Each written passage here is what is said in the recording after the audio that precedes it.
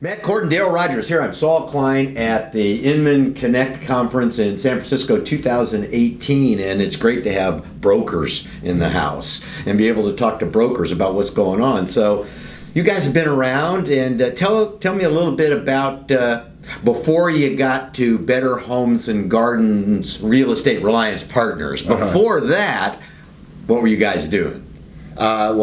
I started as an agent in 2000, was with Keller Williams as an agent. Keller Williams. Yes, and then a manager for Keller, then an owner. Okay. And met Matt during that process. Matt was my partner in the Berkeley office. Yeah. So I started a small boutique in Berkeley. Had run through that for 4 or 5 years and met Daryl. Keller Williams was very new on the scene, and he was taking over KW in Berkeley, and we connected, and I ended up running it for him down there for 5 or 6 years. Okay. So big Keller Williams operation, and often for my business partner John Miley and I, we don't see shifts from Keller Williams to a Better Homes and Gardens Real Estate. That's just for us. Right. It was kind of an unusual move. So what kind of prompted that? Tread lightly. Yeah. Yes. There was not one small reason. There was a lot of reasons. Overall, I would say the time had come. I learned a lot at Keller. It was a great company. Learned there tons of training. Learned a lot about running a brokerage, running a business. But ultimately, for me as an owner, it wasn't penciling out. It didn't make sense. Their model and their model had shifted. Their model shifted to more growth, and it was. They wanted to grow at all costs, in my opinion, and I didn't want to do that. And then on the flip side, too, I also felt like the market was shifting. And the market was shifting as you see everybody talking about today, but I feel like it was shifting then, too, which was the consumer was more in control, and a consumer-centric model was what was going to make sense. And the industry had evolved from broker-centric to Gary taking it, him and Dave Liniger taking it to agent-centric. I believed at that time it was about the consumer, and I wasn't hearing anything about the consumer with that franchise system. And talking to Sherry and Better Homes and Gardens, I felt like they were in alignment with what I was feeling. Yeah, real interesting. So here you are at Inman, and we see all this new technology and all these companies and I've never seen so many CRM tools, right? All these different things. What's your new product, CRM? It's kind of amazing. So with all these things, what do you think about all the things you're seeing? Can it be integrated? Can it be implemented? Or do realtors really going to absorb this stuff? What do you think? You guys are in the trenches, right? I think the amazing thing with technology right now is there is a solution regardless of the times. When things are bad, there's a solution that's going to help it get better. When things are amazing, how do you capitalize on that? The Tech Connect that happened yesterday, there were one or two that stood out to me as very impressive, but mostly I just wanted to stand up and say, could all of you guys just get together and put that product together? We'll take that. There are so many individualized solutions that don't integrate particularly well, that don't talk to each other, and to give an end-to-end, if you're going to buy it off the shelf, it's 4 or 5 different products. It's still a mess to me. Still all fragmented. Yeah. And it's interesting too because first I love the innovation. I love that there's a lot of young people there, and I love that, and I think that that's what's going to fuel growth and fuel good ideas. At the same time, it does amaze me as you walk through Startup Alley. You will ask a basic question about their software, and it becomes really apparent that 90% of these companies on the startup have not interviewed a real estate person. Yeah. Or they're real estate and they haven't interviewed a tech person. And so you're like, does it do X, which is to us the most basic? And they kind of look at you with the deer in the headlights, and you're thinking, how could you bring this product all the way to here to market when you haven't answered that question? On the flip side, I think that's what separates, the men from the boys, the 10% that do that research. Yep. I think there's a really good component of what he was talking about in terms of our alignment with Better Homes and Gardens and where we wanted to go with the consumer. There is so much that's being developed for the agent, and I don't know if they ask the question that Daryl and I use all the time, is this what the consumer wants? Is this what's going to help fuel their experience when they go and buy a home? Most of this is really designed in a very granular way for the agent in particular. And sometimes there's this push to go in a direction that I don't think they know if it's going to benefit them or not. It just seems to be, it's the CRM, right? Clearly we need a better one. Yeah. Do you? Another one, right? We need another one for sure. There's not enough. So that it is kind of amazing, and I think that's our experience when we go down and we look at this, and it's like several basic features that everybody kind of does, and then there might be something that's off to the side that they do that nobody else does. But how does anybody figure out how to bring this together today? So if you were going to give advice to some of these people coming to the market, vendors today, if they really want to penetrate the real estate space, what would you say to these? Because they spend a lot of money to get here, right? And you might be able to save them a lot of money. They might decide not to come. And so what would you say to people that are getting ready to come into the space with new technology?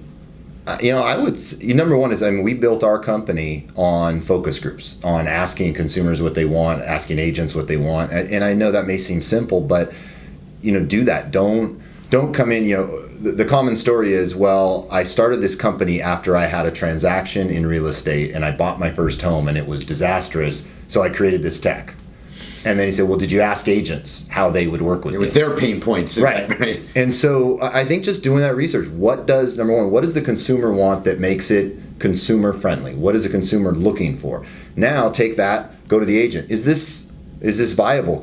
Would you work with a consumer like this? Could you do this way? Find out what their pain points are.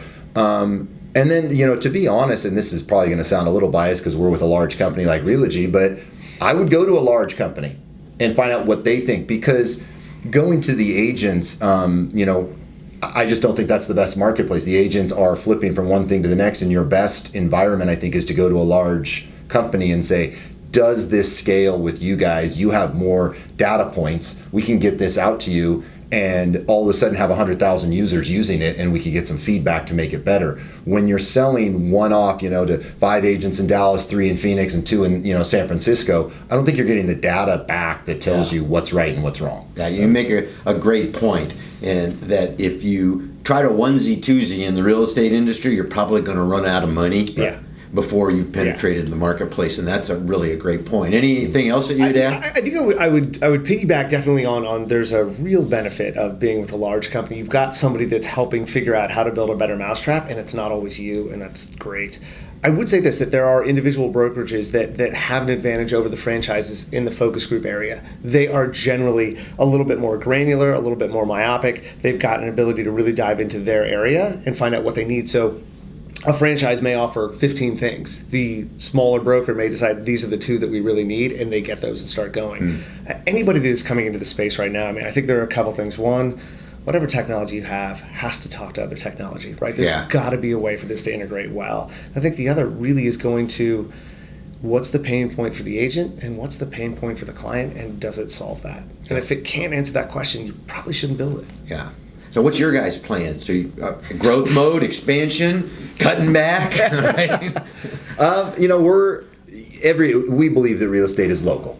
And I think a lot of people do. And so we have 2 distinct markets. We have the Sacramento market and the San Francisco Bay Area.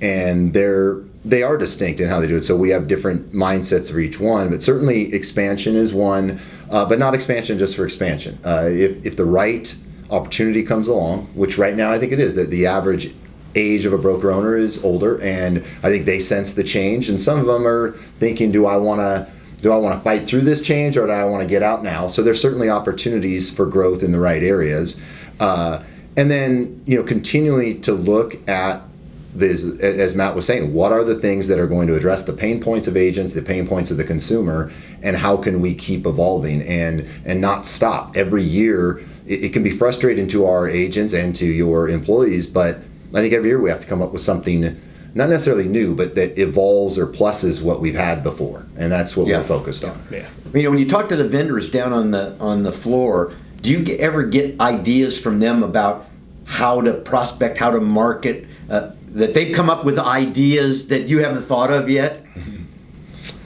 Oh, I don't know.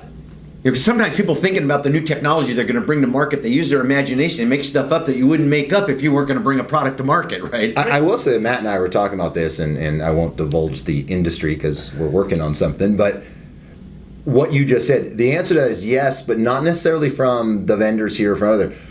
I think we get it from other industries. We see how somebody, retained clients or retained agents, or how they did something in a different industry, and you go, well, that's interesting. I wonder if that applies to real estate. How could we take that and put it into the real estate industry? And I think that has tended to be sort of my avenue. That's a source for you. Yeah, I was looking at other industries. Yeah. Yeah, it's funny. I would say that as much as I enjoy seeing the vendors and what they're developing and the work that they're putting in, I think every once in a while it certainly sparks discussion. More than anything, I think the brokers that we end up networking with at events like this start to drive our avenues of change at a far faster rate than I would say with the vendors. Yeah. If that's fair. Yeah, no, I get that. So you guys in the Bay Area here in California, how many MLSs do you belong to? Oh, good Lord. He's got it easy. I got it easy. I got 2. He's got how many?